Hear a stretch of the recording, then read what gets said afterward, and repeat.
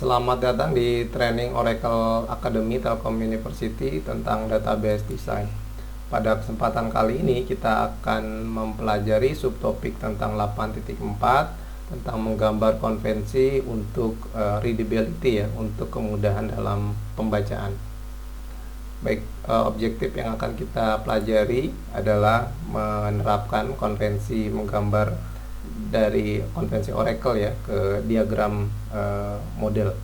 Kemudian mengidentifikasi entitas dengan high volume dalam diagram model data, kemudian menjelaskan kepentingannya bagi bisnis. Kemudian menggambar ulang diagram model data yang diberikan untuk meningkatkan clarity, kejelasan dan juga readability, keterbacaan. Kemudian mengenali kegunaan menggunakan IRD kompleks ya menjadi sejumlah subdiagram fungsional. Nanti kita kenal dengan subdiagram juga. Baik, tujuannya adalah atau latar belakang bagaimana jika semua pembuat sepatu membuat ukuran mereka sendiri ya tanpa adanya standar. Pasti kita akan kerepotan ya. Kemudian bagaimana jika setiap arsitek menggunakan sistem yang berbeda untuk menggambar rencana untuk bangunan. Nah, pasti para pekerjanya akan sulit memahami sebuah gambar yang digambar oleh arsitek. Kemudian mengikuti konvensi yang sama membuat lebih mudah untuk bekerja sebagai bagian dari tim. Baik, untuk konvensi IRD yang besar ya, misalkan sebagian besar dan semakin besar IRD-nya semakin rumit ya, jadi semakin sulit pula untuk meletakkan bagian dalam format yang jelas dan juga mudah dalam dibaca. Jadi ada dua konvensi yang dapat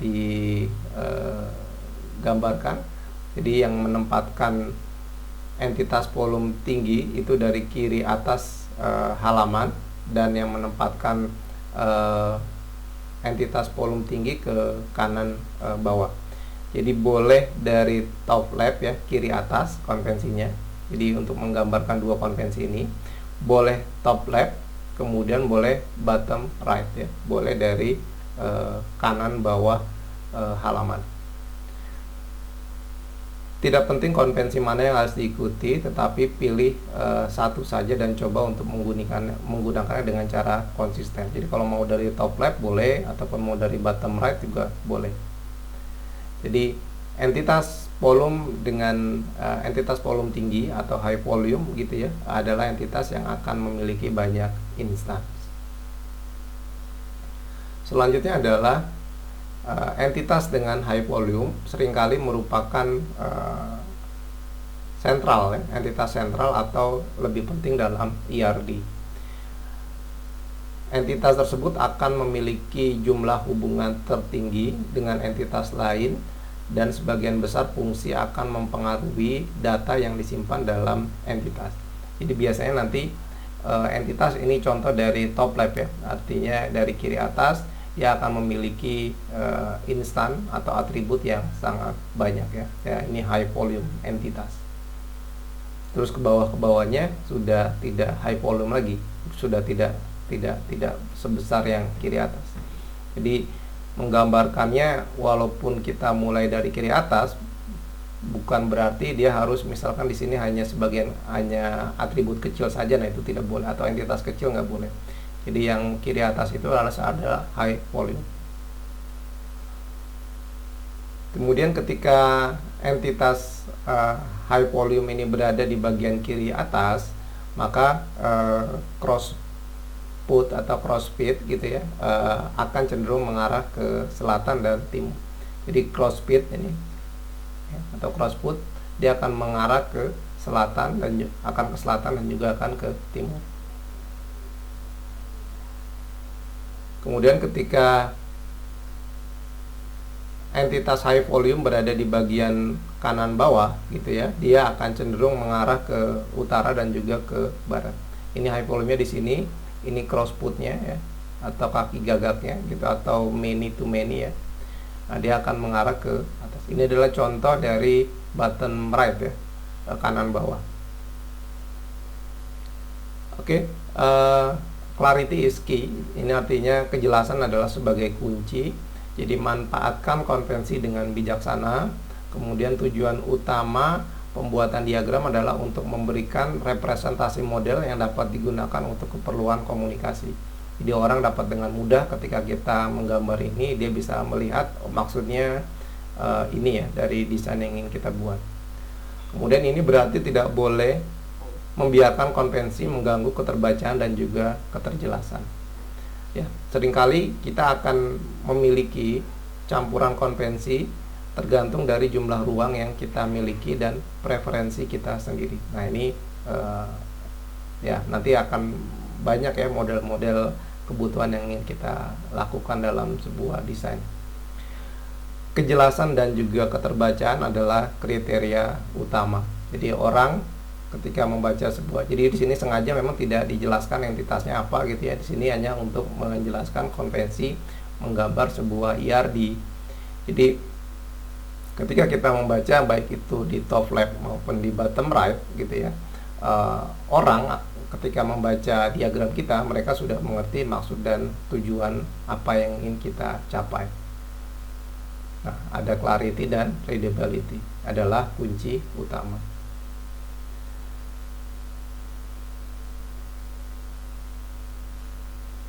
Selanjutnya adalah untuk kejelasan dan keterbacaan dalam IRD. Jadi yang pertama ya, fungsi dari clarity ini adalah untuk menghindari melewati relationship line ya. Jadi batas jangan sampai nanti ada crossing ya, apa namanya, lines-nya ini saling berbenturan, kalau bisa dihindari. Kemudian yang kedua, hindari entitas yang melebihi batas. Jadi entitas juga tidak boleh melebihi batas. Kemudian hindari baris yang melewati entitas. Nah, nggak boleh juga ya baris melewati entitas. Kemudian gunakanlah white space ya. White space ini berarti ruang kosong. Jadi manfaatkan white space. Kemudian membagi IRD lebih besar menjadi subdiagram lebih kecil jika diperlukan. Jadi ada istilah nanti subdiagram ya, menjadi yang lebih kecil-kecil. Jadi kita buat saja misalkan IRD-nya dalam bentuk high volume, nanti high volume-nya kita zoom ke dalam bentuk subdiagram. Nah, ini adalah untuk menjelaskan bagaimana white space itu bekerja. Jadi readability, keterbacaan memerlukan ruang dan juga subjektif pada kita ya sebagai pembuat. Jadi penggunaan white space membantu menjelaskan sebuah IRD. Nah, sebelah kiri dan kanan ini adalah ilustrasi pada konsep yang sama. Hanya saja di sebelah kiri ini tidak readability ya, dalam tanda kutip ya, akan sulit membaca. Jadi dia melanggar adanya crossing line. Nah, ini kita lihat lagi adanya crossing line. Kemudian juga adanya crossing entitas ya, line melakukan crossing entitas. Kita lihat lagi di sini. Hindari relationship line dengan cross entitas. Nah, dia menghindari ini. Nah, jadi jangan sampai nilai itu terjadi ya. Jadi orang akan sulit membaca ketika kita membuat diagram seperti ini.